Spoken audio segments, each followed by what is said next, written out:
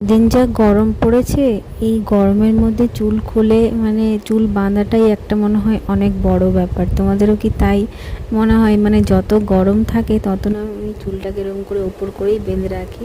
তো আজকে ক্লাসে যাওয়ার সময় একটু রেডি হয়ে ভাবলাম তোমাদের সাথে শেয়ার করি। হ্যালো সবাইকে, আমি শর্মিষ্ঠা। তোমরা সবাই কেমন আছো? আমি মোটামুটি ঠিক আছি।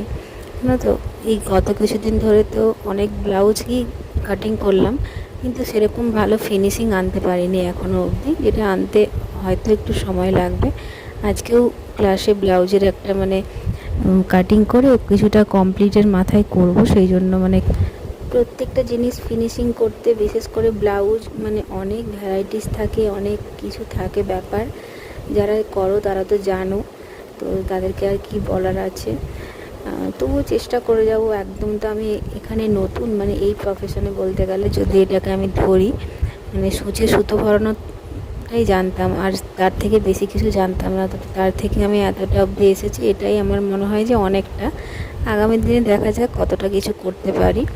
তো খুব যে ভালো ব্লাউজ কাটাতে পারছি, খুব যে ভালো সেলাই করতে পারছি সেটা বলবো না, তবে চেষ্টা করে যাচ্ছি, কনসিস্টেন্ট থাকার চেষ্টা করে যাচ্ছি যে রোজ কিছু না কিছু যদি আমি ট্রাই করি, তাহলে একদিন না একদিন আমি ব্লাউজটা শিখেই নেব। দেখা যাক কতদিন অবধি শিখতে পারি। চলো, রেডিও হয়ে গেছি, ভাবলাম সেটাই তোমাদের সাথে শেয়ার করি। আর আজকে একটু গরম কম ছিল, তাই চুলটা খুলেই যাচ্ছি। দেখো, এই ব্লাউজটার কথাই তোমাদের বলছিলাম। যদি ভালো লাগে আমার ব্লগগুলো দেখতে, পাশে থেকো। ইউটিউবে আমার একটা চ্যানেল আছে, শর্মিষ্ঠা পাল বিষয়, তোমরা ফলো করে দিতে পারো, সাবস্ক্রাইবও করে দিতে পারো। আজ তাহলে আসি, বাই।